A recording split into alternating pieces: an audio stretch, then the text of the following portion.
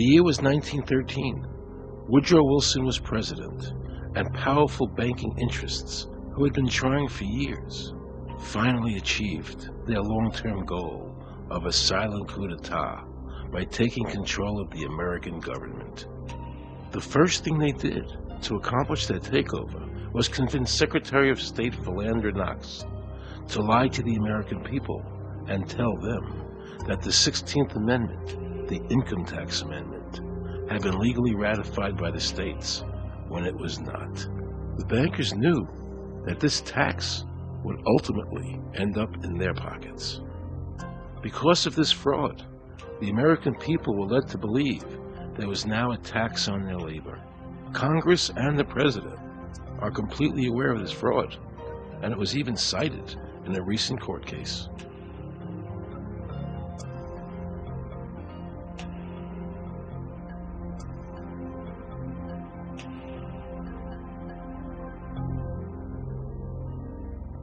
That very same year, the bankers committed their second and by far the most diabolical fraud ever perpetrated on the American people by bribing senators to pass the Federal Reserve Act without the required constitutional amendment. All in favor, say aye. They did this during Christmas vacation, when many senators were home celebrating the holidays with their families. And that's how the unconstitutional Federal Reserve Act came into being. They were very clever, and they understood that whoever issued the money for America would control the government. The bankers won, and the American people lost, because most politicians will sell their soul for $1. And now the Federal Reserve could issue dollars legally. As Mayor Rothschild said, "Give me control of a nation's money supply, and I care not who makes its laws." He knew that he and the other bankers would now control the laws of the nation.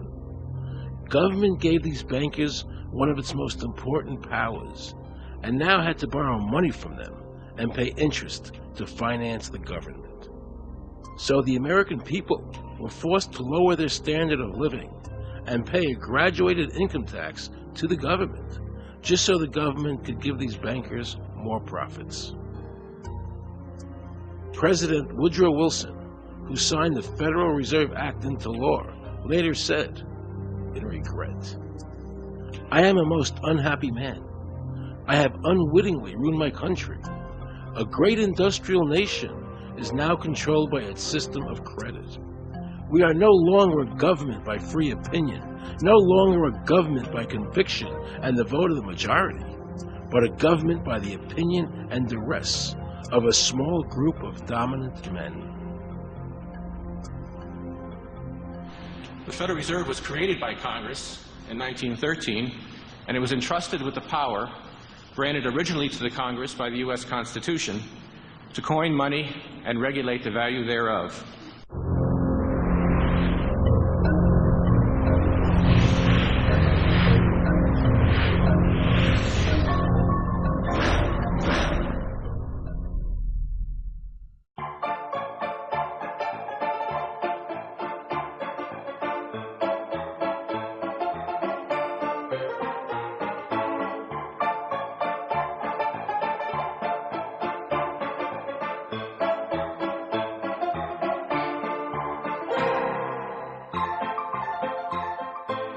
What's your name? Jan Crafting? Hi, Jen. I'm Aaron Russo. I produced the movie Is this a joke? Am I gonna No, make it's not a joke. Okay. No. I produced the movie Trading Places with Eddie Murphy and The Rose with Bette Midler, many movies, and I'm doing a feature film. And my film is about my quest to find out whether or not people pay income taxes. Do you pay an income tax? Yes, I do. You do? Yeah. Have you ever seen a law that requires you to pay an income tax? Have I ever read it? You mean in the page, black and white? No, no. So you pay the income tax, I assume? Of late. Well, actually, no, I didn't file last year, but okay. I'm sorry, is this on film? No, I paid my tax. My question to you is, have you ever seen a law that says you have to pay an income tax?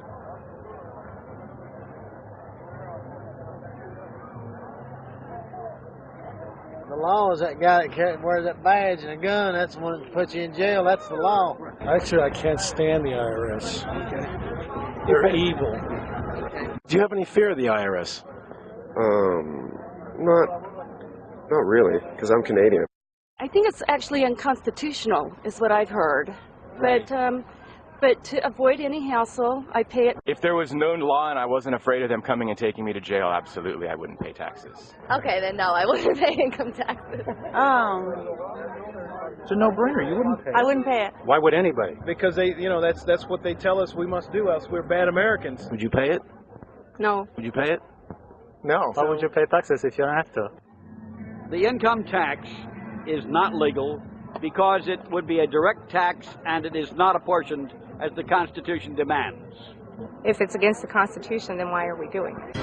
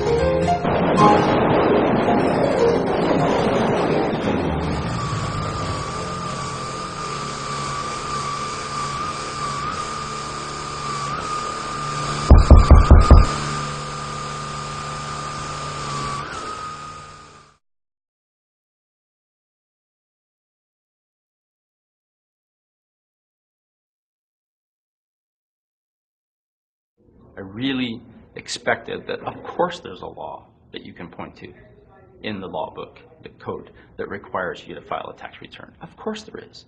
Maybe I don't know what it is right then as he was speaking to me, but sure. So naively, I agreed to go off and research it and get back to him.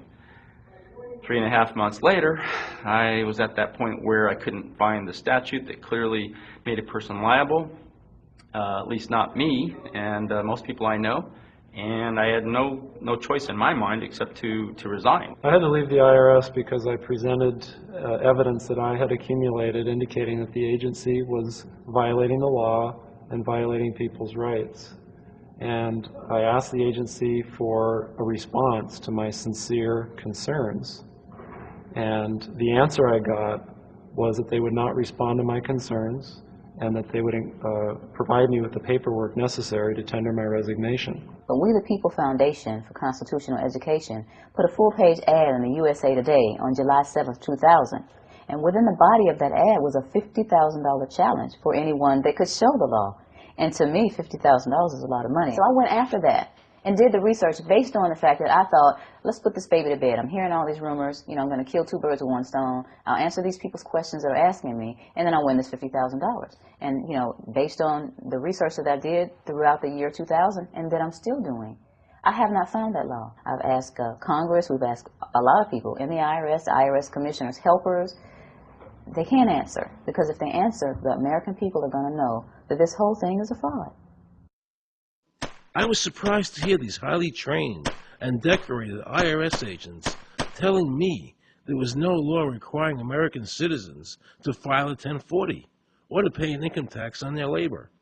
I haven't filed an federal income tax return since I left. I have not filed a tax return since 1999. Approximately 67 million people don't file an income tax return. I made a decision to go to Washington so I could attend the We the People Foundation press conference. They were going to serve a class action lawsuit on the IRS, signed by over 3,000 people, because the IRS has refused to show the law that makes Americans liable to file a 1040 or to pay an income tax on their labor. I was very curious as to why the IRS refused to show the law, as it seemed such a simple thing to do. Yet I was skeptical about the Foundation's claims. There had to be a law, right? I mean, we've all been told over and over and over again that we had to pay income taxes. No answers, no taxes. No answers, no taxes. No answers, no taxes.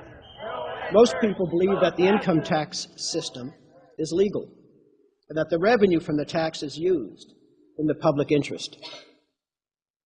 However, there is a substantial, conclusive body of evidence that proves that our income tax system represents the most pernicious form of tyranny. It is the greatest hoax ever perpetrated by government against the working men and women of America. American citizens, along with the Foundation, have been asking the IRS to specifically provide them with the underlying legal foundation upon which they administer and enforce the personal income tax laws in our country. At the national level, when people would attempt to contact somebody of a much higher authority, say the commissioner, same kind of thing. They would get answers that were in effect non-answers. There are a group of people standing outside today who assert that no law requires you to pay taxes and that you will not answer their petition to the government as to whether they're required to pay taxes. Are they required to pay taxes? I've been paying my taxes ever since I had my first job, and I think it's a fundamental construct of our nation that those of us who expect and demand the services from our government that the government provides, be they the protection of our country through the military, or be they the education of our children, or be they the protection of our environment, that we must pay for those services. So yes, I think there is a fundamental obligation, and that it's an understood and well accepted one.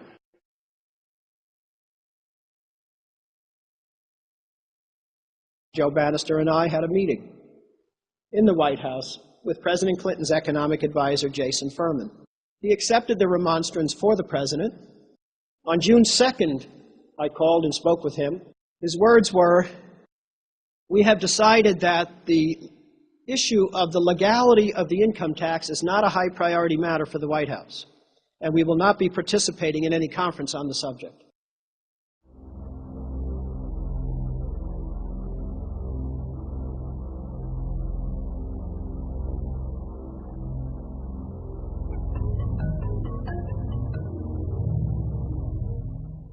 I decided not to eat until my death, or until the government agreed to send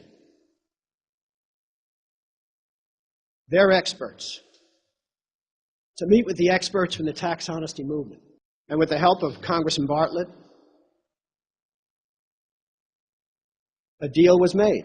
I'm very pleased that through these several trying weeks and now months, that we have secured the agreement of the IRS and the Justice Department, because some of the questions are beyond the purview of IRS, that they will both attend a public symposium where these issues can be formally addressed. Last Thanksgiving,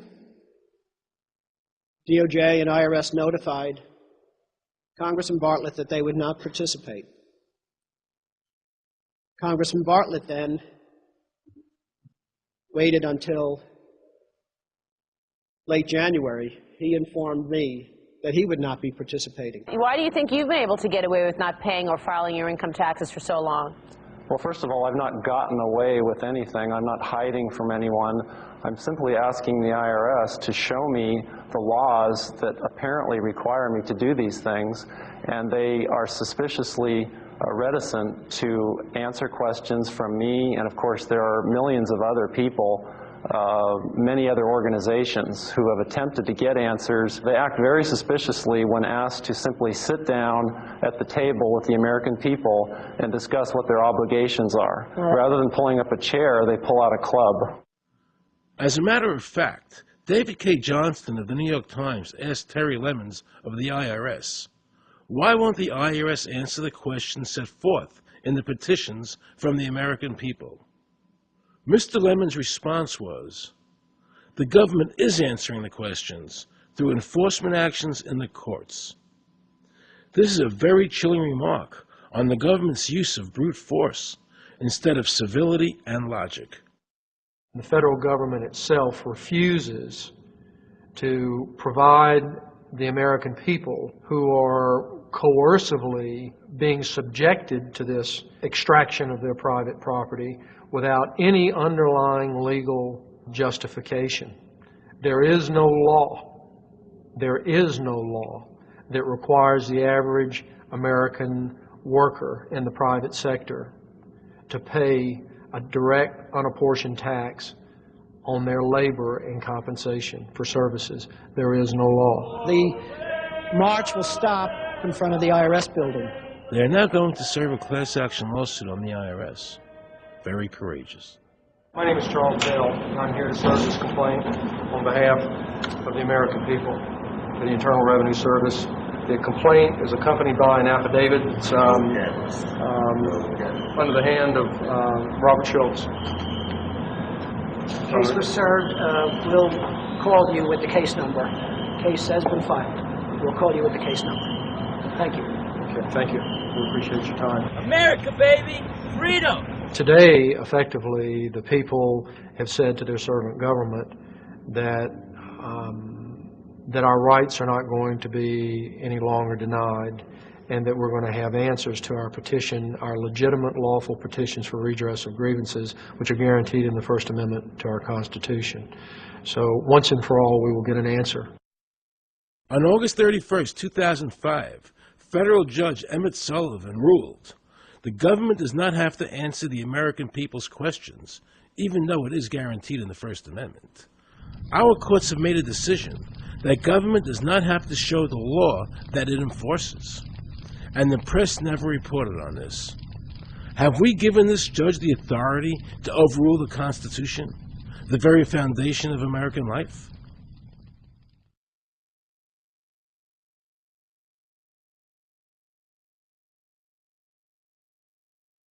I believe that in both spirit and substance, our tax system has come to be un-American. Death and taxes may be inevitable, but unjust taxes are not. The country's taxes must be fixed, and I know what to do with it. If you think you're paying too much now, just wait till I get through with it.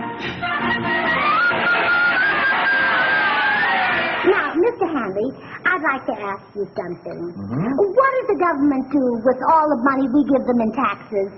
When President Reagan was elected, one of the first things that he did was appoint a blue ribbon panel of business people headed by Peter Grace, and is commonly referred to as the Grace Commission. And their job was to research all the various areas of the federal government and make a report. One of the quotes from the Grace Commission is, 100% of what is collected is absorbed solely by interest on the federal debt. All individual income tax revenues are gone before 1 nickel is spent on the services taxpayers expect from government. If we pay the salaries of the congressmen and the senators, we're supporting them, aren't we? Well, yes. Yeah. Well, then why can't we list them as dependents and deduct them? We've been brainwashed. People have been told, you know, that you need this income tax system to fund government, which is absolutely ridiculous. I mean, my question is, well, if that's true, how did we fund government from 1776 to 1913? The main purpose of the income tax is not to raise revenue, but to redistribute wealth and to control society. A lot of people might say, well, gee, if there wasn't an income tax, what would happen to education? They don't understand that education is paid for the most part, out of state and local taxes, your property tax. People might say, well, how are we going to build and maintain our highways? If there's no money coming into the government, we need our highways. There's a tax on every gallon of gasoline that people buy. Proceeds from the income tax do not pay for highway construction. The amount of money that we spend on defense is exactly equal to the amount of corporate income tax, which is quite legal and quite constitutional. I think we should not want the income tax for several reasons. One is that it is the instrument of totalitarianism. It is the means by which the government can manipulate people and put you into a condition of servitude. Every year you give the federal government a form that says, here's how all my money worked. If you lie, you could go to prison. So you're required to give them a financial statement that under, the force of law could put you in prison if it's not impeccable, right? And under the law, they're supposed to do the same. They're supposed to give you back a financial statement that says, here's what we did with your money. Except you comply and they don't. In fiscal 99, the Department of Defense had 1.1 trillion of undocumentable adjustments.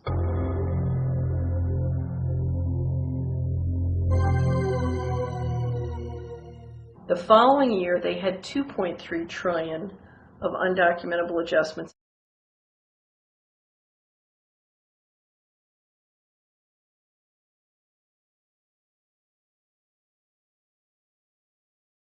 I decided to call the IRS.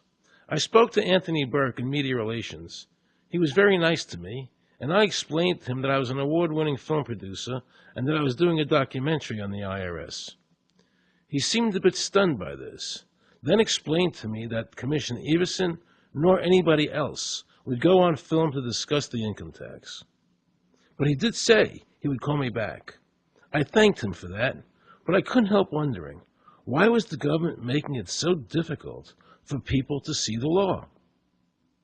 So I decided to bring my crew down to the IRS building to see if I could find some employees to interview. And here's what happened. I think you can have film here, that's it. Who are you to tell me I can't film here? What's the law? Just tell me where the law is that says that. Can you show me the law that says I can't film here? Is America a free country? I told him they couldn't film here, and he's asking 9 million questions. I told him that's a federal government law. Hey, I told him he couldn't film here. He's telling me he's a citizen and all that, so... I couldn't film him, and saying, where's the law that says I can't film here? And I'm asking another question, sir. Then Homeland Security showed up, because I was such a threat to Washington. You got a driver's license? Yeah, I do. Put that away for me. After convincing Homeland Security I really wasn't Osama bin Laden, I kept wishing the IRS would allow me to interview somebody. Why wouldn't they show the law? What were they so nervous about? I began to have a frightening thought. What if it was our own government we had to be afraid of? With that disturbing thought in my mind, I went to see a group of tax experts. You can look through the statutes and look for the law that requires you to pay. And when you do that, you can't identify a law that requires the average person in America who earns a wage and works in private business to pay an income tax. The Constitution allows for two kinds of taxes. They're called direct and indirect. The federal government in the Constitution can tax almost anything, as long as it apportions the tax if it's direct.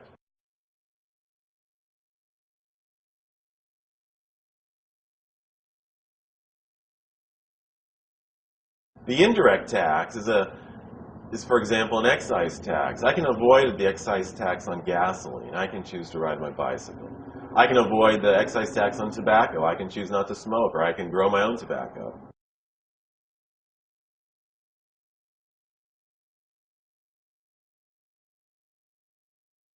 The income tax which is being applied now doesn't meet the criteria of either direct or indirect taxes. The IRS claims that in 1913, the 16th Amendment, the Income Tax Amendment, allowed the government a third form of taxation. What was the Supreme Court's ruling on that? The Supreme Court in the case of Stanton versus Baltic Mining. I mean, what could be clearer than this? The provisions of the 16th Amendment conferred no new power of taxation. The Ruschauer case also said that the 16th Amendment did not impose any new taxes and did not change any of the taxing restrictions of the Constitution. There were also several other major Supreme Court cases in that same period from 1916 up until about 1923. Stratton Independence versus Hobart, Southern Pacific versus Lowe, Bowers versus Curbo Empire, Burnett versus Harmel, Doyle versus Mitchell. It's actually very simple. Congress tried to enact an income tax in 1894. The Supreme Court said that's unconstitutional. When the Supreme Court says something is unconstitutional, it's unconstitutional. They tried again in 1913, and the Supreme Court said the 16th Amendment conferred no new power of taxation. So, if they didn't have it then, and they didn't get it, they don't have it. There is no constitutional basis for a tax on the wages of Americans living and working in the 50 states of the Union. Period. End of argument.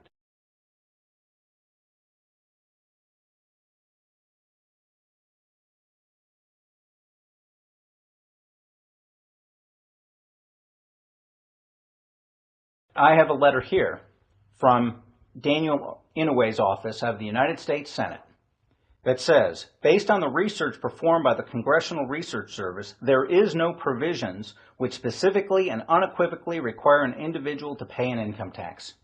Period. End of story. There is no law, and to date, nobody has been able to show that there is a law for the average American citizen working day in and day out to pay an income tax. The definition of income in the Constitution was given in the Eisner versus Montgomery case, and it turns on gains or profits that are made from some activity. Doyle versus Mitchell, 247 U.S. 179, 1918. Here's what he said.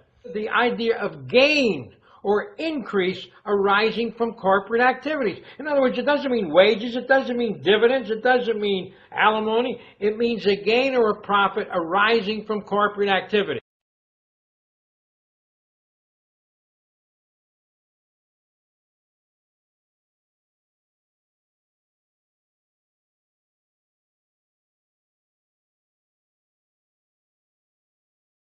These liens that are recorded against people by the government for tax liens are nothing more than allegations. They are non-substantive. They have never been determined by a neutral third party, such as a court, to have one shred of validity.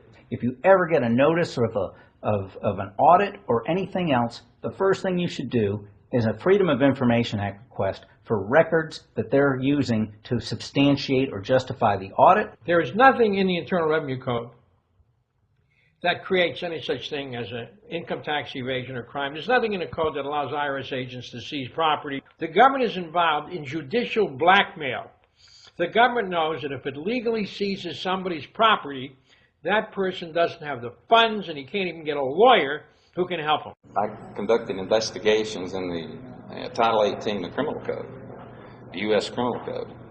And in there, the statutes and the regulations are very specific as to what's violating the statute. In the Internal Revenue Code, Title 26, there's nothing specific in there. I mean, even the FBI is feared the IRS. You have to understand that an agency which will unlawfully impose a tax that doesn't exist is not going to care.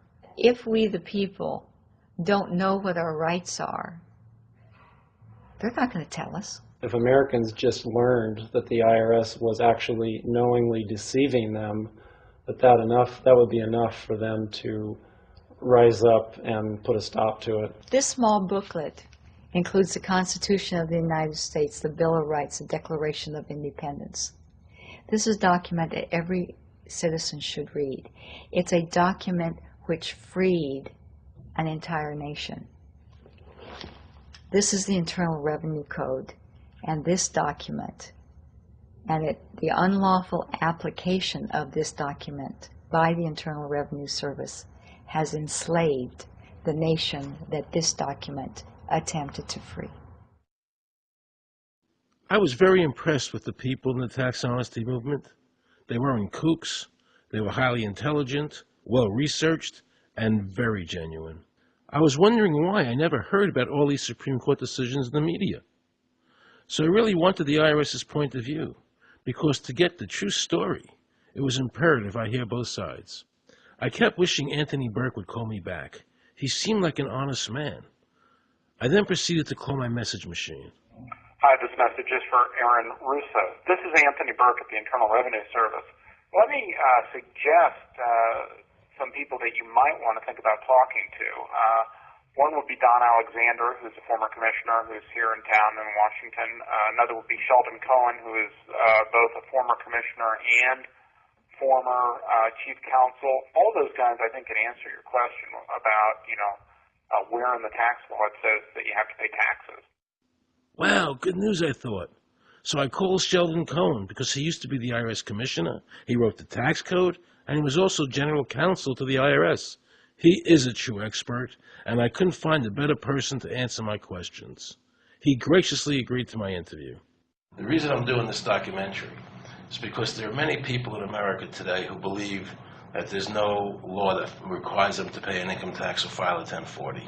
And there are many people going to jail for it, fighting over it. The Internal Revenue Code is authorized by the 16th Amendment. I think it should be clarified. I think government should be transparent to the people. Why doesn't the IRS commissioner sit down with them and just explain it in clear English? Why? I don't think they really care. They don't think. I think they're just playing word games. You don't think they're sincere people? No, I don't think they're sincere people. What does voluntary compliance mean? And why does the IRS code say it's voluntary to comply, not mandatory? That's a word euphemism we use. We use voluntary compliance when we talk about traffic signals. Most people at 2 o'clock in the morning, do you stop at a red light? Yeah. Is there a cop there? Well, sometimes I don't. Well, I do, and most of us do. Most of us do. Right. But that's voluntary compliance. That was a complete perversion of logic. Traffic laws state that it is mandatory to stop at a red light. The IRS code says it's voluntary to comply. Mandatory and voluntary are the complete opposite of each other. Yet he wants us to believe that they mean the same thing.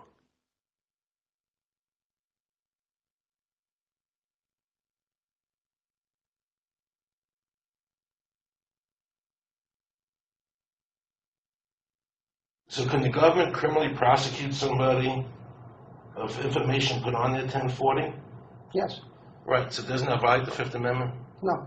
But the Fifth Amendment says I don't have to do anything that incriminates myself. Well, it doesn't incriminate you to put your income down. But you said before I could be put in jail for it. The commissioner wants us to believe that although the IRS demands that you fill out the 1040 and you can go to jail for it, that they are not violating your Fifth Amendment rights of self-incrimination. That is absurd. Isn't it true that the word income is not defined anywhere in the Internal Revenue Code?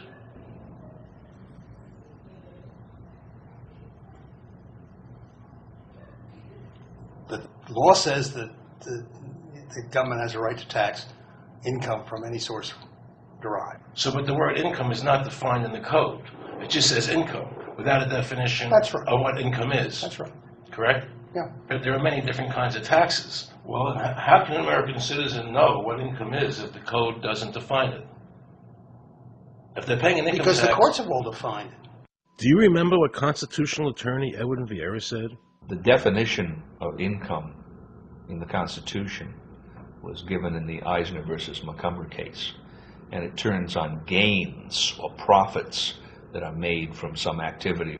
So the Supreme Court has ruled income is not wages, it's not labor, it's gain from corporate activity. I believe that a man's labor is his private property. That's your view, but it's not the law. The Supreme Court's even said your labor is your private property.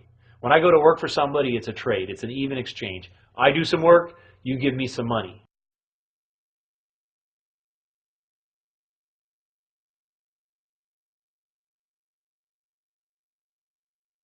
In 1916, we had the Brucheva case and the Stanton case. And the Brucheva case and the Stanton case said that the 16th Amendment gave the government no new taxing power. I'm not going to argue the niceties of that with you. And it came up again in a case called Peck versus Lowe, where the Supreme Court said the 16th Amendment did not extend Congress's taxing power to any new or accepted subjects. In other words, if you weren't taxable before the 16th, you weren't taxable after the 16th. Today I interviewed a juror, who sat on a case, and they found the person not guilty for lack of filing, And I asked her why they found him not guilty. And she said because the IRS couldn't show us the law that made him liable to file a 1040. All they need to do, if there is a law, is to show us the law, which, of course, they never did. And the reason they didn't do it was why? Because there is no law. Title 26 requires you to file a return. But doesn't Title 26 have to be in compliance with the Supreme Court decisions? You're going to take a 1920 case and superimpose it on the whole Internal Revenue Code that was written after it? No, that's not. I can't believe what I just heard. Rewind. You're going to take a 1920 case and superimpose it on the whole Internal Revenue Code that was written after it? No, that's not. Remember he said earlier the Internal Revenue Code was authorized by the 16th Amendment? The Internal Revenue Code is authorized by the 16th Amendment. Remember, the Supreme Court said the 16th Amendment did not give the government any new taxing power. These decisions have never been overturned. Let's listen further. Can the lower courts overrule the Supreme Court? No. How are they putting people in jail today for not paying a tax on their labor when the Supreme Court said they don't have to? Doesn't the IRS code have to be in compliance with the Supreme Court? That's my big question. This is a waste of time. Well, Because whatever I say, you're not going to believe. He's right. I don't believe him. And neither should you. He wants us to believe we should obey the IRS code, which is being enforced in violation of the many Supreme Court decisions. If the Supreme Court made a decision... Thank you, Aaron. I think we're finished. I'm sorry, Mr. Cohen, you're doing that. Well, I'm sorry that you constantly re-argue the point. You're liable because the law says that you're liable, and the courts say the law says you're liable, and that's why you're liable. You see, he's talking about the lower courts, who are not in compliance with the Supreme Court, as they have to be. Doesn't the court have to be in compliance with the Supreme Court? The Supreme Court has so held. Where? You caught me unprepared. I'll come back. Well, I don't want to do that. But let me ask you a hypothetical question. No. You're making silly arguments here. Why is the Supreme Court decision a silly argument? Well, because it's inapplicable. That made my heart stop. He just said Supreme Court decisions do not apply to the IRS. That's the behavior you would expect from a totalitarian country, maybe China or Russia or Cuba, not from America. They're just making up the law as they go along. Now I knew the tax honesty movement was right. The IRS thrives on intimidation and fear, not by law. It's no different than a criminal protection racket, using force to extract your money from you. Then the former IRS commissioner, now working at a prestigious Washington law firm, threatens me. Watch. Aaron, you understand Yiddish. Cornish helfen. For those of you who don't understand Yiddish, that means nothing will help you. Now it all became clear. I understood why the IRS wouldn't go on camera and talk about where the law was. I understood why all the senators I called refused to be interviewed. There is no law. And now you know what our political leaders and the courts have known for decades and have tried to cover up. The United States Constitution strictly forbids a direct, unapportioned tax on the wages and salaries of American citizens. The United States Supreme Court has consistently ruled that the income tax is a tax on profits and gains, not on labor and wages. On behalf of the American people, I challenge the IRS to show me a statute that allows a direct, unapportioned tax on the wages and labor of the American people. And if I'm wrong, I will give my most humble apologies to the IRS. If the IRS is wrong, and there is no law, then every person who's been jailed should be let out of jail immediately, and any assets seized should be returned to their rightful owners. If this is a nation of laws and a free country, then the IRS should show the law to the American people. I felt an overwhelming need to understand why juries were finding innocent people guilty of not filing a tax return when there was no law requiring them to do so. So I went to talk to Marcy Brooks, a juror who used her common sense and did not allow the judge to railroad the jury into a guilty verdict.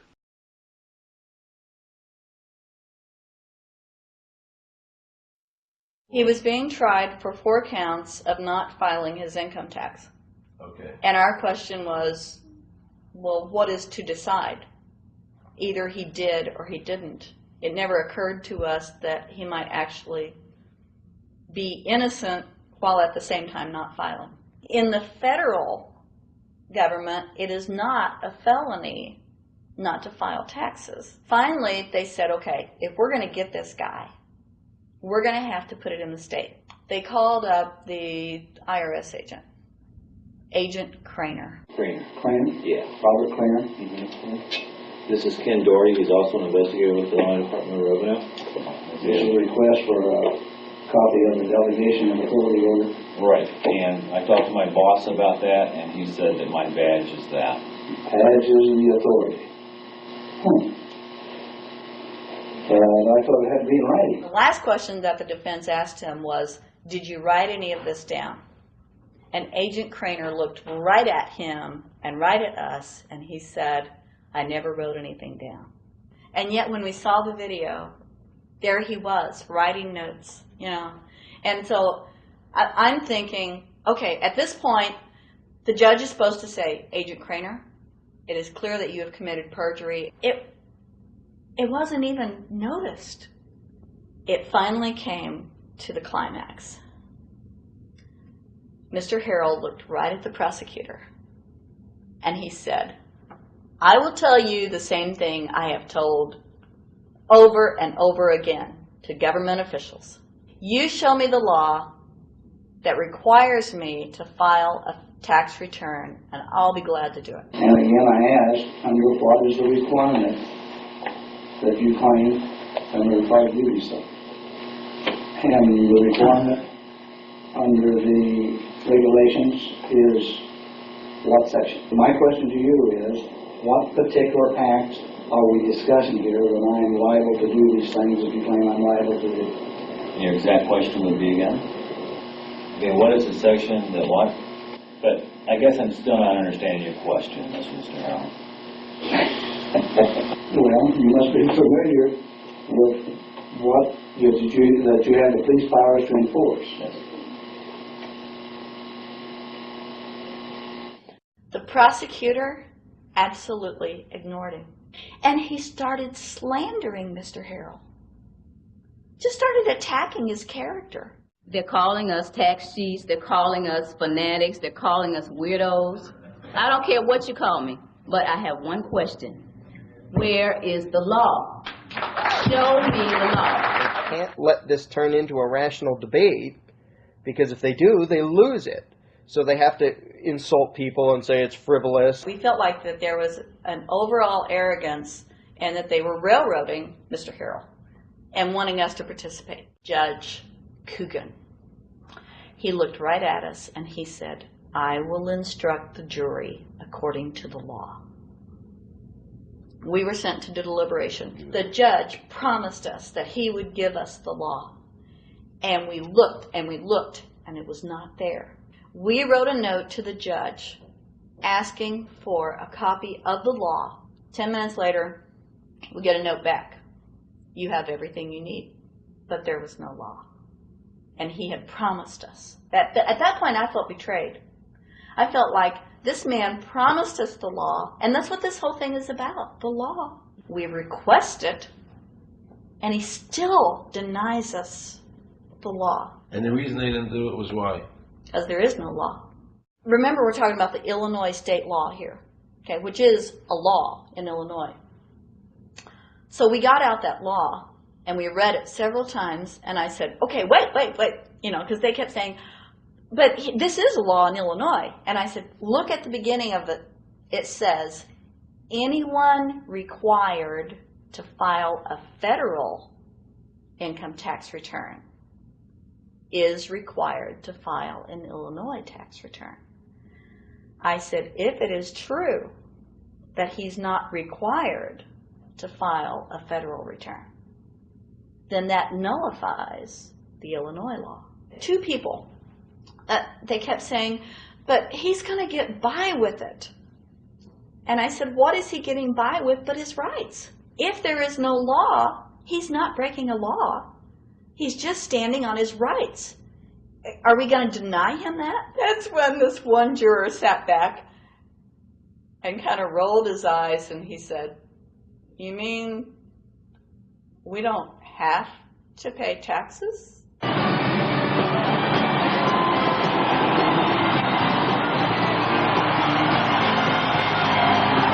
All of a sudden we realized that this trial was much bigger. And the ramifications of this trial were going to be so broad if it actually got out.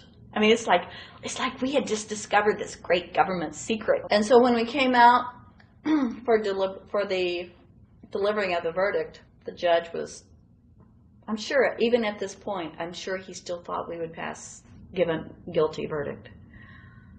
And the reason I say that is because of the look on his face when the first not guilty was read. His face just turned white. I mean, it's like, I don't believe this. The second time, you could hear people out in the audience, just in the courtroom, just going, wow, and the judge is just getting red in the face. I mean, he was just livid. And the judge got up and left. I sat there and I thought, this truly is a victory for the people. And I have never felt more patriotic.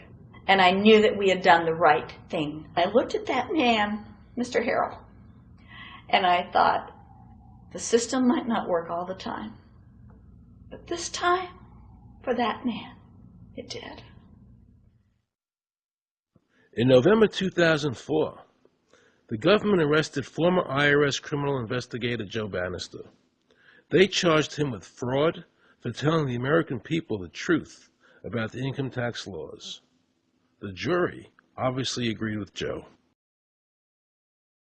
Well, it just showed Mr. Bannister to be honest and straightforward and working within the law. Vernice Kuglin, a Federal Express pilot, claimed there was no law requiring Americans to file an income tax. She also won in court. 24 people were criminally charged by the IRS because they claimed there was no law requiring them to file an income tax return. The fact is, neither the judge, nor the prosecutor, nor the IRS could bring that statute in there because it's not in the books. The jury came back with an acquittal for everyone.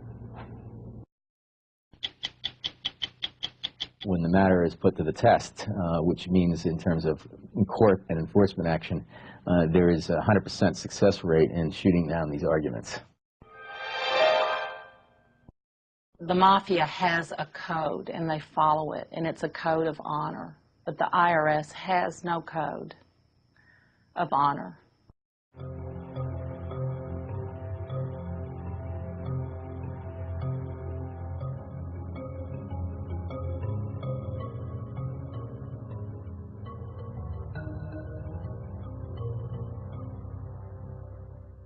Meet Judge Dawson, a federal judge presiding over the Irwin Schiff tax case, who denied Irwin the ability to prove to a jury that there was no law requiring Americans to file an income tax return.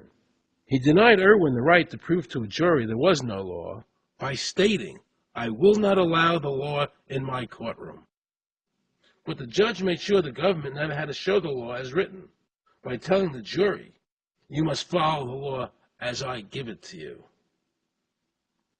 Nobody can know what the law is, because the law is what the judges say the law is. The lower courts today will not allow people, especially in tax cases, to bring in Supreme Court decisions as their evidence.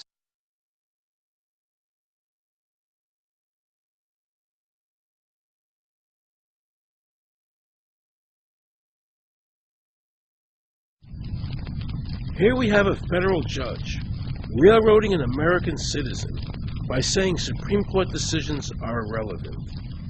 And again, nothing from the press defending our freedoms.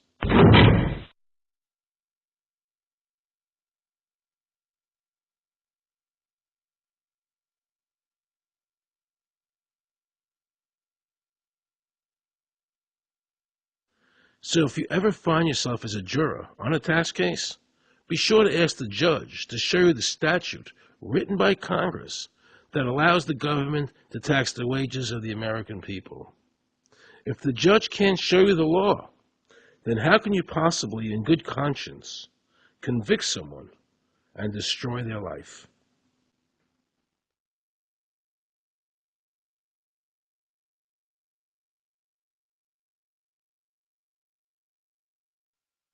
Let's see how the IRS treated one of America's greatest heroes, and someone I cherished as a child.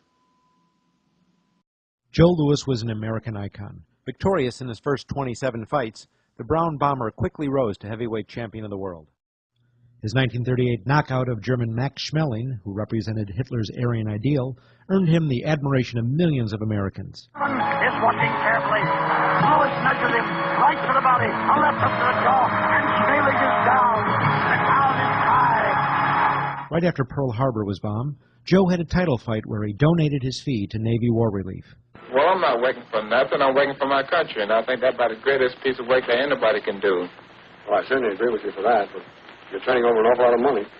Well, we all turn over a whole lot for this country at this time. Joe volunteered for the segregated army and defended his title while in the service, this time donating his normal fee to Army relief.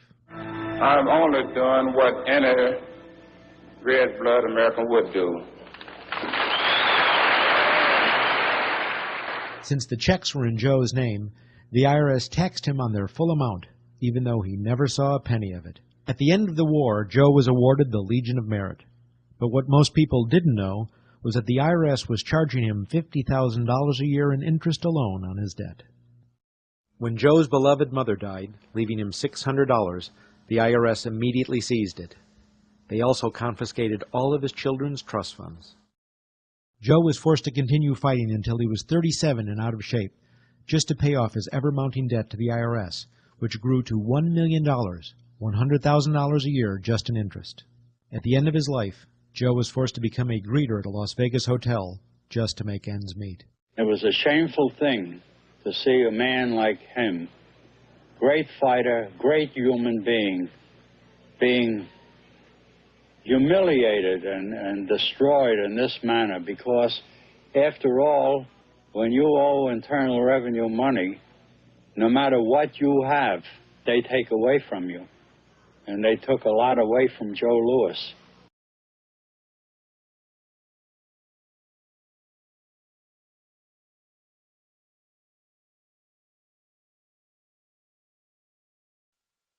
I made a decision to drive to Virginia Beach from Washington because I had heard stories about two law-abiding families who had been brutalized by the IRS. They were falsely accused by their bookkeeper of being drug smugglers and tax cheats. And incredibly to me, without any investigation, the IRS proceeded to raid their place of business and their homes, even though they had done absolutely nothing wrong. On Saturday morning, 4 different raiding parties proceeded to raid 4 locations on a Saturday, the day before Easter. I was the manager on duty, and I was up in the deli, and people came through the door. How many came in the door? Maybe about 15 or 20 people. 15 to 20 Yeah. armed agents. With dogs, with guns. They made me get everybody in the, they went in the kitchen, they went in the deli, they went all over the whole restaurant, told all the customers, took forks out of their hands while they were eating their breakfast and told them they had to leave. I got the frantic call from Edie. And she said, something wrong. So anyway, I jump out of bed and I immediately run to the shower. I'm in the shower, and the next thing I know, I hear my son yelling, "Dad!" I went like this, and boom, I'm slammed against the door and I fall down with a gun in my head. And they're like, "Where's Scotty Miller?" And I'm like, "Dad!" That's all I'm doing is yelling. I'm scared, frightened to death. And then the next thing I hear is Mr. Miller, the shower curtain is jerked back. I got a gun pointed at my head. Hold it right there. The screams from the little girls who were at a pajama party with my daughter. There was 4 little girls there with my daughter. Of course, mayhem. There were about 3 men in my bedroom with huge guns. He followed us and wanted to watch us get dressed, and I tried to shut the door, and he puts his foot in the door, like he's going to sit there and watch us change our clothes. And I was like, excuse me, no. My neighbors now are all standing out. Were you still naked? Well, they handed me a towel at that point. I had a towel wrapped around me. Did the towel fit? No, hardly. Hardly. At this point, they were talking about weapons, and, I mean, it's crazy. I mean, they're looking everywhere, going through all my drawers. And I reached for my underwear drawer to get some underwear. They said, "Don't touch anything." Boom. They're locking their guns up. They said, "Hold it right there. Don't move around. Don't move. I'm going, whoa. I said, "I'd just like to get some underwear on here, I said, I got women standing here. They keep everything. How did you conduct your business if the IRS took everything? We had to do it out of a shoebox so we could keep going because we requested these things, and I'm told that the government's really not, once they do raid and so forth, they're supposed to at least let you, until you're charged with something, continue your business. This wasn't the case. They kept everything. So you were never even charged? Absolutely not. Charged with what? And when you speak IRS, the whole world shrivels up. The whole world gets fearful to a point where, let's not talk about it. I testified in front of Congress. I would like to know why this dark entity known as the IRS has come into my life and refused to leave. I raised my children with a zero tolerance for dishonesty. And now they must hear allegations that I am a major drug dealer and a tax cheat? A lot of people out there being abused, and a lot of people saying, look, I'll pay it. Just go away. Just go away. When all that happened, we had to file bankruptcy. We've had cars taken away from us. Kept my daughter from going to college. Do they ever think about the lives that they just destroyed? They think about the ruination of homes and property? No. In this case, we would have never thought this could happen to us. We've never done anything wrong. How can this happen in America when, in my case, personally, I thought that I was doing everything right? I've served my country. I've been to college. At least I've done something in my life. I got a speeding ticket one time. I paid my taxes for 40, 50 years, whatever it was. I've never been audited. What happened here? I had this really uncomfortable feeling in the pit of my stomach as I was thinking to myself, how did America transform itself from being a truly free country with a servant government where our individual rights were protected by our Constitution to being a country that talked about being free but really wasn't? The change started when the Federal Reserve came into existence and America adopted one of the major planks of the Communist Manifesto by bringing to America this central bank. The very same people that backed the Federal Reserve System also backed the graduated income tax, a second plank from the Communist Manifesto. You know that the Federal Reserve is a private bank and not a government agency? No, I wasn't aware of that. It's a private bank? That would scare me quite a bit. What if you learned that the Federal Reserve makes money off the taxes you pay? How would you feel about that? Angry. Like I'm feeling right now. I would feel cheated by my government. I'd be angry. It kind of sucks. They're pretty much in control of everything. I decided to drive back to Washington to see Dr. Ron Paul. He had been a congressman for over 20 years.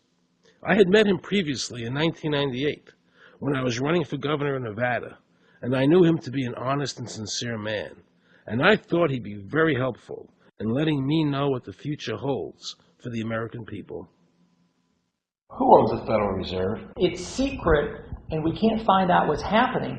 But the Congress created it, and it's authorized in the Constitution. The government borrows money from a private corporation using the name Federal that prints United States on it, and then it pays back to the Fed, which is owned by private banks. We don't know who all those private banks are. The money that the government is paying back to the private bankers is the money that comes from you and me. Why in the world would the American government borrow money and pay fees on it when it has the authority to make the money itself interest-free? The Federal Reserve is no more federal than Federal Express. I've never seen a full list of ownership for the Fed. I don't think anybody has. The government works for a private bank, and the private bank works for its owners, the true masters. People talk to me about, the issue of Republican versus Democrat, as if they don't get it. And I say, look, here's the way you get it. It's organized crime. All you do is you call the Republicans the Genoveses, and you call the Democrats the Gambinos. The people at the top, they treat it like a crap game, like it's their crap game, like they're making lots of money. Occasionally, somebody at the table shoots each other, but the moment anything threatens their crap game, they all unite to protect it.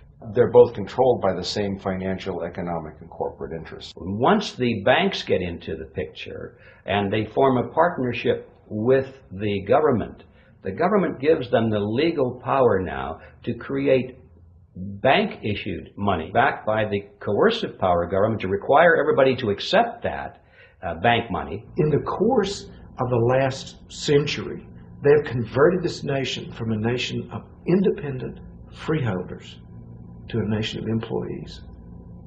And they're just one step away from being serfs. Most people spend the great bulk of their money for taxes, interest, and inflation. And all of that money goes to these two groups that comprise the cartel and their partner, the federal government. It's not a coincidence. So if Congress used its legal authority to shut down the Federal Reserve System, the American people would be much better off. government should create, issue, and circulate all the currency. Creating and issuing money is the supreme prerogative of government and its greatest creative opportunity. Adopting these principles will save the taxpayers immense sums of interest, and money will cease to be the master and become the servant of humanity. Abraham Lincoln. Young people today are conditioned practically from the cradle on up to think that credit is a wonderful thing. You don't want to damage your credit. You want to do what you can so that you can go to the bank and get a good loan. There are no people who own their own property, who own their own houses, who own their own business, who finance their own business. They're only debtors. The average young person today has no concept that he's being drawn into a web, a trap. Like he's in the feudalist system, only he's going to like it. He's going to think, this is wonderful. I got my new red Corvette, and I'm in debt for the rest of my life, but I'm looking good. A decision was made. Let's get all the debt up, let's move the jobs abroad, and instead of re-engineering your skills, we're going to dumb down America, and so the middle class will disappear. Really what most of the people in this country have become is food for the debt machine. When a person borrows money, it puts a noose around their neck and makes them servant to the lender, which is exactly what the Federal Reserve System is designed to do.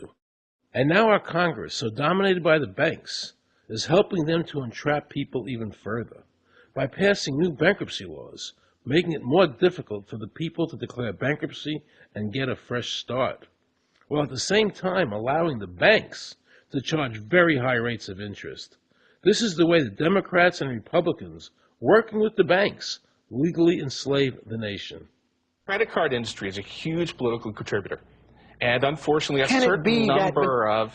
It just seems so, like I say, just bald. This idea that credit card industry gives a lot of money to the government, so they will protect them even to the just abject disinterest of their own constituents. That happens kind of a lot. The board of directors of the Federal Reserve System is chosen by the president from a list prepared by the bankers themselves. The process of finding a Greenspan replacement is ongoing and is being managed by a small group of people responsible for coming up with a list of nominees. It's important that whomever I pick is viewed as an independent person from politics. If the American people ever allow the banks to control the issuance of their currency, the banks and corporations that will grow up around them will deprive the people of all property until their children wake up homeless on the continent their fathers conquered. Thomas Jefferson. So the Federal Reserve is actually an illegal entity functioning within government. It's illegal, and what we have given to this so-called agency is the authority to counterfeit money. Do you have any points of view about the Federal Reserve and how the Federal Reserve operates? They just enter something on a computer. Oh, you need 20 billion today. Here's 20 billion, but they got that out of thin air. It came out of thin air, it goes to the Treasury then pays the bills. So it's no different than monopoly money.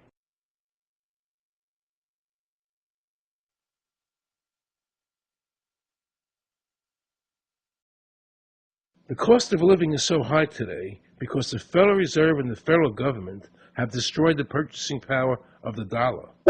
The dollar today is actually worth about 4 cents, despite the fact that the government, the Federal Reserve, and the media keep telling us that they're protecting the value of the dollar. This is a lie. All countries who have ever attempted to create money on thin air, the currency is eventually destroyed. Why did we give a monopoly of creating money out of thin air to a private corporation? The result is exactly the same as if someone were picking your pocket every year, because that's exactly what they're doing.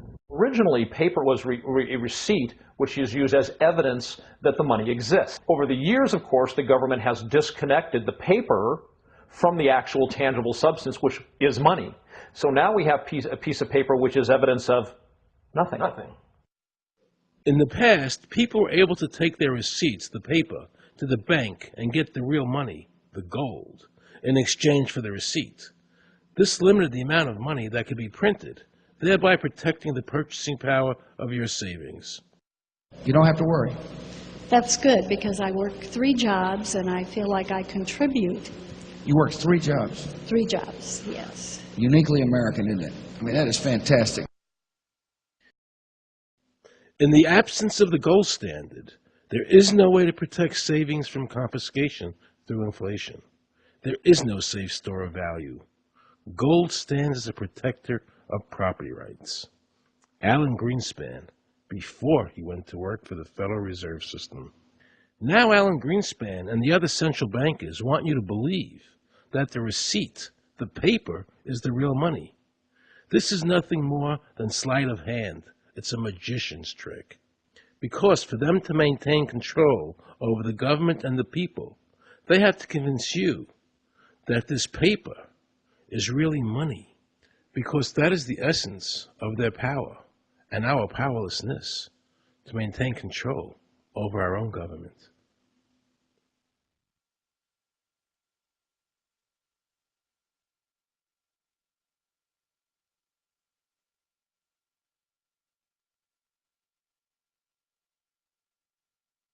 What happened to gold in Fort Knox? Nobody really knows. When I served on the Gold Commission, I asked them to really, do another audit. I remember it was 15-2. They said, we don't need to audit the gold. It's supposed to be the American people's gold, and so we would like an accounting to tell the American people what is there. I've been told that the Federal Reserve has taken control of the gold as collateral for the dollars they print. They list gold on their balance sheet. Well, how could the Federal Reserve, this private bank, list gold on their balance sheet? They claim they're holding that for the Treasury. So that puts private bankers in control of the American gold. They could have taken all of America's wealth. That's a possibility. Shouldn't the Congress stand up and say, where is the American people's gold? They're not audited. They control the money of America, and it's not audited? There is no audit. Oh, wait a second. Doesn't the Federal Reserve work underneath the Congress? Congress ignores their responsibility to do any oversight. The president really has no control, nor does the Congress have any control over this cartel. It just has the appearance of control. In the final analysis, the Federal Reserve bankers, with the help of the Democrats and Republicans in Congress, have swindled the American people. They have taken the true wealth of America, the gold, and given us a piece of paper in return. And again, not a word from the press. These frauds are going to continue until Congress is no longer intimidated by the Federal Reserve bankers, and Congress uses their legal authority to shut down the Federal Reserve System and to stop this loss of our freedoms. Is there a law that requires people to file a 1040? Not explicitly, but it's certainly implied. Well, implied by force. Yeah. But is there a law? I can't cite a law, no, I cannot. But, if they think it's the law and they have all the guns, it's an authoritarian approach. Well, yeah, but that's authoritarianism. Yeah. That's not a country run by law. Do you think America is going deeper and deeper into becoming a police state? And if so, in what ways do you see that as a congressman? Yeah, I think we're moving in that direction because there's not much we can do without permission. The absence of a police state is that people are free, and if you don't commit crimes, you can do what you want. But today, you can't open up a business, you can't develop land, you can hardly do anything. You can't go to the bank, you can't go to the doctor without the government knowing what you're doing. And they talk about medical privacy, that's gone. Financial privacy, that's gone. The right to own property, that's essentially gone. So you have to get permission from the government from almost everything. And if that is the definition of a police state, that you can't do anything unless the government gives you permission, we're well on our way. This is something that people eventually, I hope, will get sick and tired of and say, enough is enough. I sincerely believe the banking institutions having the issuing power of money are more dangerous to liberty than standing armies. Thomas Jefferson. You must understand the Federal Reserve is a cartel made up of the major banks in America, and they are the ones that are running the show, not the federal government.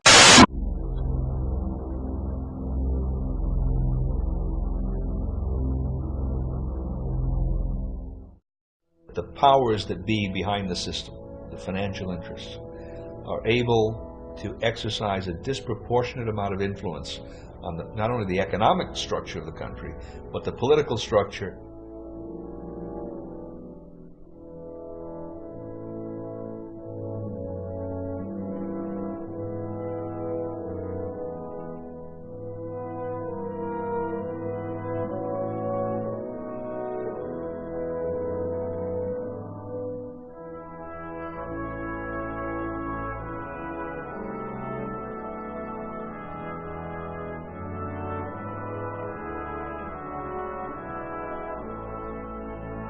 This would be like the ultimate reaching of government into our personal health lives, which would be unbelievable. And not even our government, some, bureaucratic, diffuse, multinational, secretive government.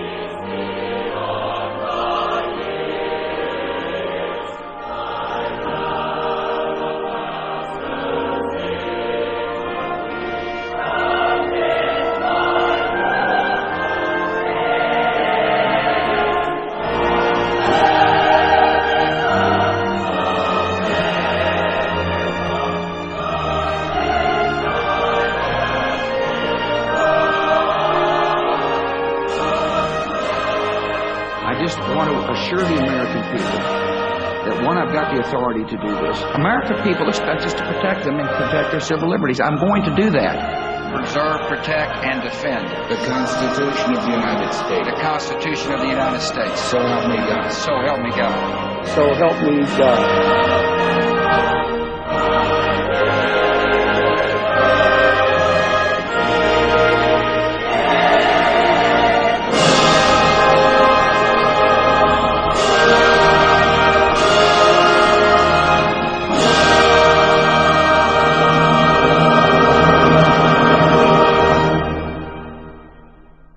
What happens if your own government is using more force and more coercion on its own citizens for the purpose of achieving its political ends? Is that government engaged in terrorism? Now let's watch the government add insult to injury to the people of New Orleans. No one will be able to be armed. We will take all weapons. That happened today in this wealthy neighborhood where homeowners had armed themselves to protect their mansions. Residents were handcuffed on the ground. In the end, police took their weapons but let them stay in their homes. Wasn't that kind and generous of the government to allow people to stay in their own homes? How thoughtful. Of course, they couldn't defend themselves from looters. For many of the police and guard troops, it is an uncomfortable job to do this in an American city. You never expect to do this in your own country. Walking up and down these streets, you don't want to think about the stuff that you're going to have to do. We are losing our right to property. The government is getting more pretext to seize it, using the power to confiscate it with eminent domain. The asset forfeiture laws have proliferated.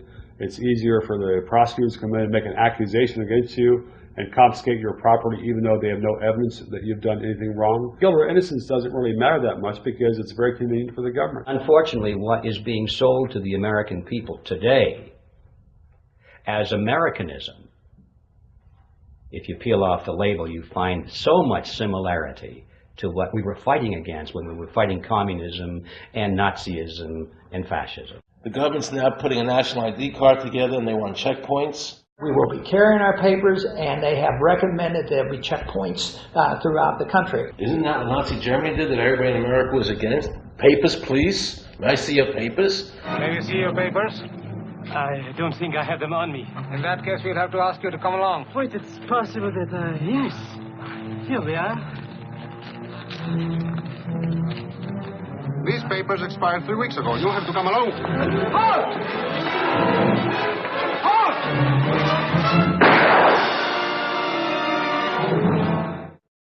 The new legislation, the national ID card is in it. It takes 3 or 4 pages to describe it, and it will be connected with our driver's licenses. The states will be instructed on exactly what they have to do. Social security numbers will be used. Some type of a physical proof, such as fingerprints or retinal prints, have to be on it.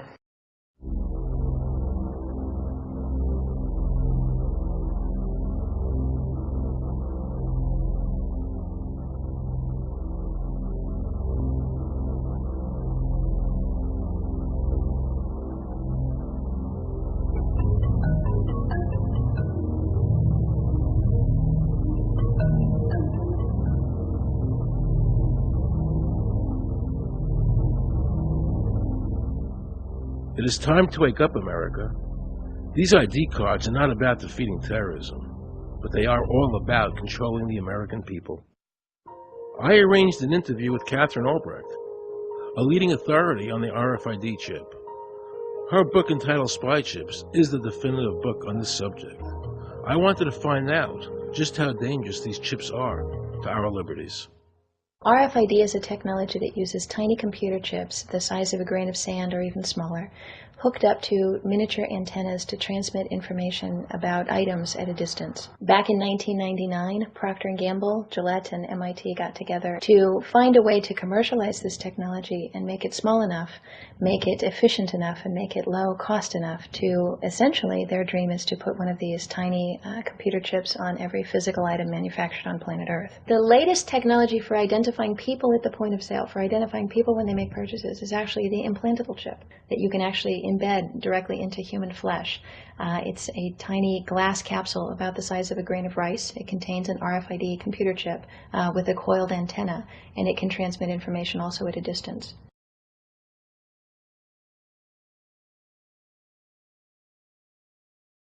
Can a microscopic tag be implanted in a person's body to track his every movement? There's actual discussion about that. You will rule on that, mark my words, before your tenure is over. Homeland Security folks, the Department of Defense and others have expressed an interest in being able to more closely monitor the U.S. populace. And one way to do that, of course, would be being able to determine who buys what and where they take those things.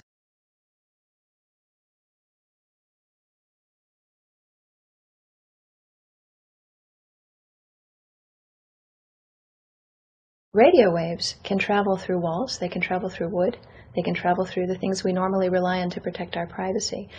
For example, your purse, your backpack, your pocket, anything you're wearing or carrying. Kraft Philadelphia cream cheese has been tagged with RFID and sold to consumers, as have Mach 3 razor products and other Gillette razor products, without the knowledge of the consumer. One of the tiny chips could actually even be the dot on the letter I on the back of the fine print on a package that you purchased. They were talking about having reader devices in every airport, on every bus, on every train, on every port, on every dock. One of the most worrisome applications of RFID are proposals to put them into cash, meaning that you would be able to track every banknote, where it had been, who it had been issued to, and create, in essence, an audit trail.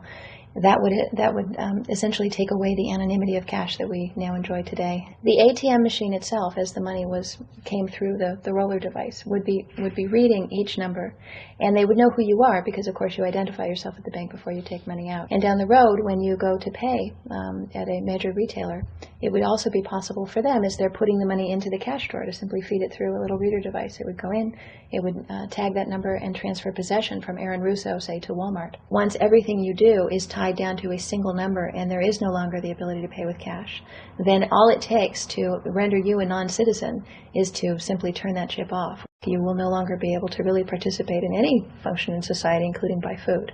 So through the implementation of the Federal Reserve System, the American citizen has gone from being a private individual who had real money, gold, in his possession that was private, to a citizen who has no privacy because all money is now being digitized. They can deduct whatever amount of money they want out of your digits whenever they want. They can trace you whenever they want. You'll be at their mercy. God forbid we allow this to happen in America. This is absolutely Orwellian. I mean, it's talking about Big Brother looking over your shoulder at absolutely everything you do, every purchase you make, every place you go, every company you interact with. All of that would be reported back potentially to the government.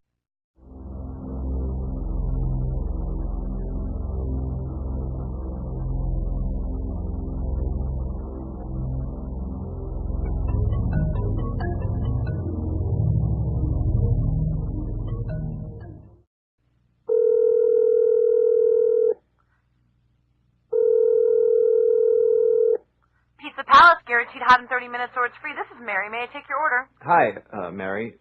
Yes, I'd like to order. Is this Mr. Kelly? Yes. Thank you for calling again, sir. I show your national identification number as 610-204-999-8-45-54610. Is that correct? Yes. Thank you, Mr. Kelly. I see you live at 736 Montrose Court, but you're calling from your cell phone. Are you at home? I'm just leaving work, but I'm... Oh, we can deliver to Bob's Auto Supply. That's at 175 Lincoln Avenue, yes? No, I'm on my way home. How do you know all this stuff? We just got wired into the system, sir. Oh, well, I'd like to order a couple of your double meat special pizzas. Sure thing. There'll be a new $20 charge for those, sir. What do you mean? Sir, the system shows me that your medical records indicate that you have high blood pressure and extremely high cholesterol. Luckily, we have a new agreement with your national health care provider that allows us to sell you double meat pies as long as you agree to waive all future claims of liability. What? Do you agree, sir? You can sign the form when we deliver, but there is a charge for processing. The total is $67 even. $67? Well, that includes the delivery surcharge of $15 to cover the added risk to our driver of traveling through an orange zone. I live in an orange zone? Now you do. Looks like there was another robbery on Montrose yesterday. You could save $48 if you ordered our special Sprout Submarine Combo and picked it up yourself. Comes with tofu sticks. Those are very tasty, sir. Good value, too. But I want double meat. Well, I'm sure you can afford the $67 then. You just bought those tickets to Hawaii. They weren't cheap, eh? Oh, but I see you checked out the budget beach bum at the library last week. Up to you, sir. All right. I'll get the Sprout subs. Good choice, sir. Gotta watch that waist if you're hitting the beach, eh? 42 inches. Wow. Man, I'd say tofu and Sprouts is, like, required. That's how much? Just between you and me, there's a $3 off coupon in this month's Total Men's Fitness magazine. Your wife Betty subscribes to that, right? Anyhow, clip that and it's $19.99 even. Whoa, looks like you maxed out on all your credit cards. Bring cash, okay? Have we become so controlled and so ignorant about our rights that big institutions and big government can do whatever they want with us, even without our approval? I knew for certain the Founding Fathers would resist to the death what is happening in America today. And I, for one, will not accept a national ID card.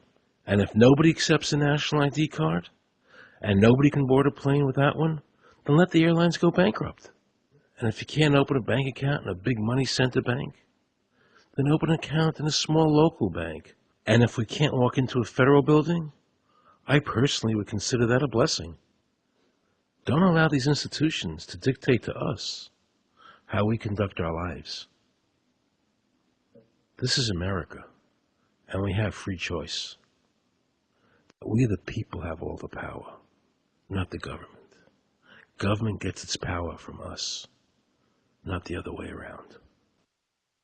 Think of all the men and women who died in all our wars, fighting for freedom, not Federal Reserve bankers. Do you think they sacrificed their lives so that Americans can be chipped like a dog? So we could all have a homing device inside us? No. This ID card is the last step before they implant us. And that's precisely the reason nobody should accept one. And you know what they're going to do? They're going to call on the propaganda machine, the media, and try and sell this as if it were in everybody's best interest. We're working on a product that we have called internally a PLD. PLD stands for Personal Locating Device, which is an implantable GPS for which our company owns a patent. The hybrid of the two of these products, being Digital Angel and Verichip, is what we call PLD. PLD should be in prototype form by the end of this year, by December of 2002, and we are already working with the Food and Drug Administration as well as legislative agencies with these products and ultimately with the PLD.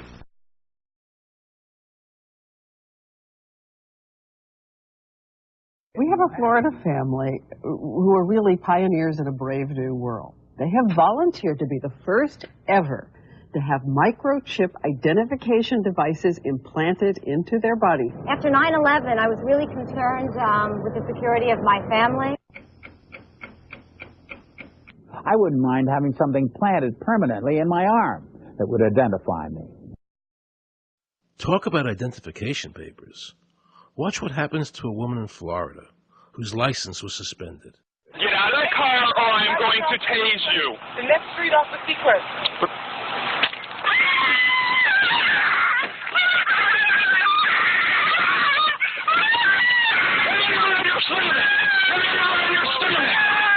On your stomach. Do it now. Put your hands behind your back. Do it now. Do it now or you're going to get tased again. Do it now. Do it now. On your back. Put your hands behind your back. Put your hands behind your back. I can't. Sure you can. Come here. Ow, ow, ow. Oh, got it. You got blood on your... Oh, my God. You tased me and you handcuffed me? Yep, you're under arrest. For what reason? Your license is suspended. All the power is in the people. And to the extent that government becomes alienated from the people, does things that people don't want, power is transferred until you finally come to a police state, totalitarian state, whatever word you want to give it, where the desires of the people really have no consequence. They go out and they vote. Doesn't make any difference which candidate they elect. I'm a programmer. I work for NASA, work for ExxonMobil, work for Department of Transportation. Mr. Curtis, are there programs that can be used to secretly fix elections? Yes. How do you know that to be the case? Because in October, Tom Feeney at the company I work for in Oviedo, Florida, did just that. And when you say did just that, it would rig an election? It would flip the vote 51-49. To whoever you wanted it to go to and whichever race you wanted to win. And would that program that you designed be something that elections officials that might be on county boards of elections could detect? They'd never see it. So how would such a program, a secret program that fixes the election, how could it be detected? You would have to view it either in the source code or you'd have to have a receipt and then count the hard paper against the actual vote total. Other than that, you won't see it.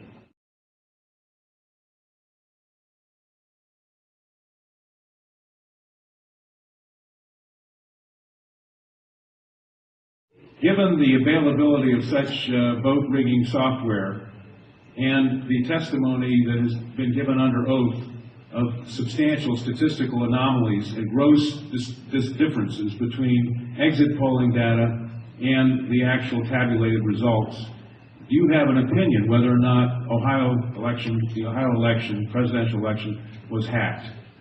Yes, I would say it was. So in other words, there's absolutely no assurance whatsoever in anything with regard to these machines? Absolutely none.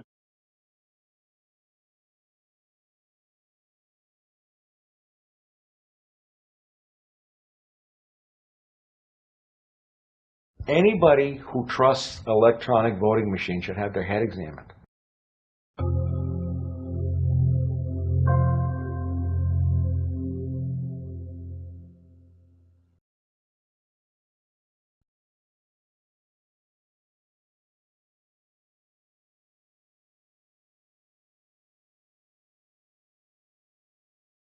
Now we can see a new world coming into view.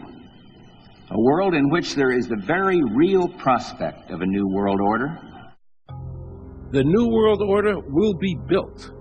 An end run on national sovereignty, eroding it piece by piece, will accomplish much more than the old-fashioned frontal assault. Council on Foreign Relations. We shall have world government, whether or not we like it. The only question is whether world government will be achieved by conquest or consent. Paul Warburg, Counsel on Foreign Relations and architect of the Federal Reserve System. There's a group that get together internationally and they sort of play God with our money. You think that's part of what George Bush said was the One World Order? They can't have a new world order only with a world police, military. Right. I think the financial system ultimately is even more important than the guns. The central bankers of the world are working together to create a one world government, a global police state as sinister as anything George Orwell ever wrote about, where every person on the planet Earth will have an RFID chip implanted, where the bankers and the governments can monitor every transaction you make. A chip in everybody would be the universal monetary system par excellence, because there'd be no escape from it, and you'd be totally under the control of those who issue the electronic impulses in that chip. Their strategies are being accomplished through the World Trade Organization, the International Monetary Fund, and the Bank for International Settlements, which is the central bank for all the central banks of the world. Most people don't have a clue that these unelected private bankers actually control the governments of the world. They have financed and profited from every war since World War I without concern for humanity. The war in Iraq is an attempt by the Federal Reserve and their partner, the Bank of England, to control the Middle East and to make it a part of the New World Order. To defend the New World Order, U.S. soldiers will have to kill and die. Arthur Schlesinger, Counselor on Foreign Relations. Military men are just dumb, stupid animals to be used as pawns in foreign policy. Henry Kissinger, Counsel on Foreign Relations. Now let's listen to this quote by Robert Reich, a member of President Clinton's cabinet and one of his most trusted advisors. The dirty little secret is that both houses of Congress are irrelevant. America's domestic policy is now being run by Alan Greenspan and the Federal Reserve. America's foreign policy is now being run by the International Monetary Fund. When the president decides to go to war, he no longer needs a declaration of war from Congress. Dr. Carol Quigley, professor from Georgetown University, who was also President Clinton's mentor, said in his book, Tragedy and Hope, the powers of financial capitalism had a far-reaching aim, nothing less than to create a world system of financial control in private hands, able to dominate the political system of each country and the economy of the world as a whole. And then President Clinton's Deputy Secretary of State, Strobe Talbot, said, in the next century, nations as we know it will be obsolete. All states will recognize a single global authority. All these supposed free trade agreements, NAFTA, GATT, CAFTA, are truly nothing more than the governments of the world and the central banks working together to create a one-world government. They are not free trade. These treaties are government-managed trade, and they are destroying the American worker. Through these treaties, the bankers are actually beginning to control the laws of the world. The fact is that this relationship between the bankers, the government, and the huge multinational corporations is the very reason why the government no longer enforces its immigration laws. The bankers want a one-world government without borders, and the American government is obeying them. If the government was so worried about terrorism, why are they leaving the borders open, but at the same time telling American citizens they need an ID card with an RFID chip?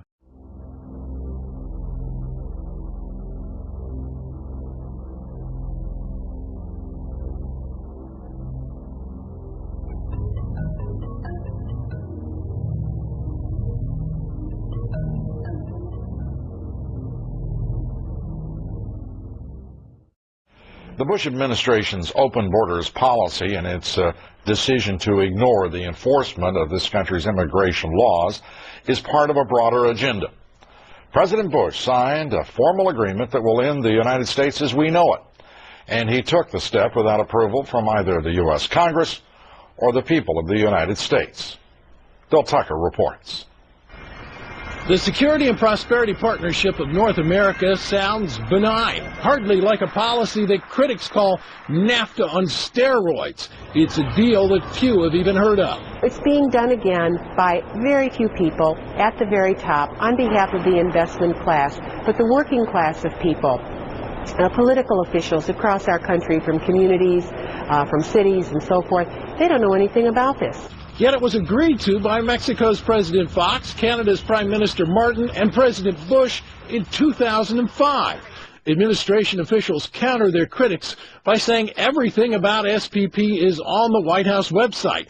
And they say the partnership is not a treaty, but more of an outline of priorities between the United States, Mexico, and Canada. Still, some wonder why there haven't been public discussions about the goals being pursued. You know, I was asked the other day about whether or not I really thought the American people had the stomach to stand up and stop this nonsense, this direction from a group of elites in absolute contravention of our law, of our Constitution, every national value. And I hope, I pray that I'm right when I said yes. But this is beyond belief. Look what happened in Europe. The people that voted down the European Constitution wanting each country to stay sovereign. Yet the private central bankers are pushing the governments forward to make this Constitution happen, even though the people voted against it and clearly do not want a world government nor one European government.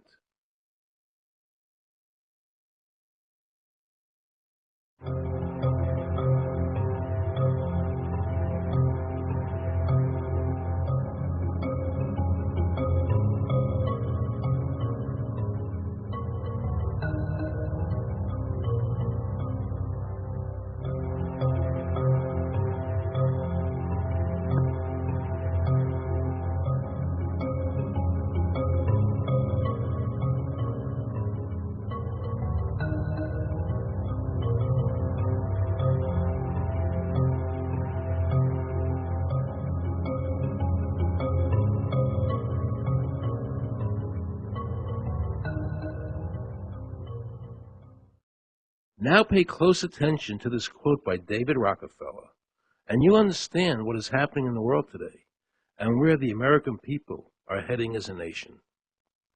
We are grateful to the Washington Post, the New York Times, Time Magazine, and other great publications whose directors have attended our meetings and respected their promises of discretion for almost 40 years.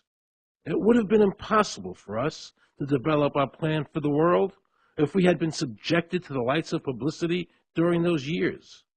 But now, the world is more sophisticated and prepared to march towards a world government.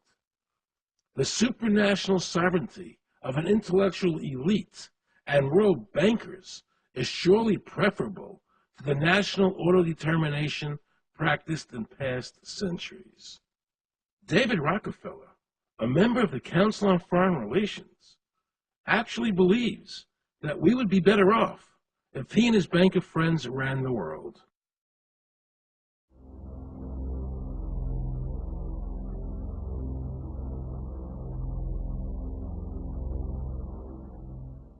Benito Mussolini had a great quote about fascism. He said that fascism should be called corporatism more properly because it's the perfect merger of power between the corporation and the state. That's how we define fascism. And that's what we're seeing here. The media controls the information that a person gets. In various ways, they can make sure that the average American watching the tube or reading the newspaper is going to come out with a certain mindset. He's going to say, this is good, that's bad, and that's all they have to do. You look at the ownership of corporate media in this country. Who owns CBS? Viacom? Who owns NBC? GE? Who owns ABC? Disney? Americans have been taught to expect their salvation from government instead of recognizing government as the most dangerous threat they'll face in their lives. And the United States putting together a constitution now for Iraq. You know, why don't we just give them ours? I mean, think about it. It served us well for over 200 years, and we don't appear to be using it anymore, so what the hell?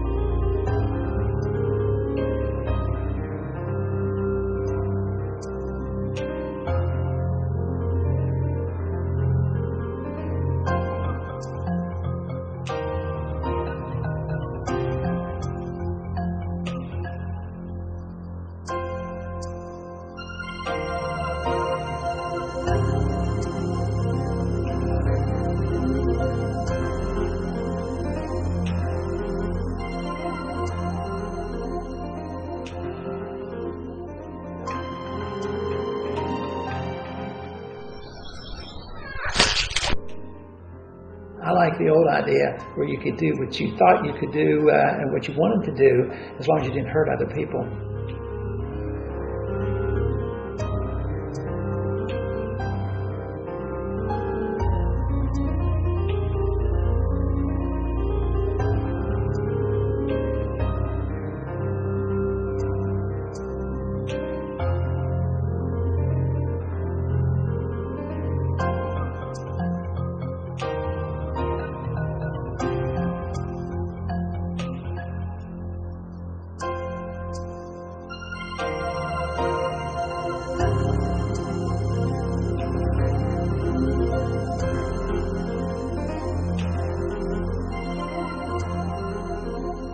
I think that the ultimate choice that's being presented to mankind is that it's time to either evolve or perish.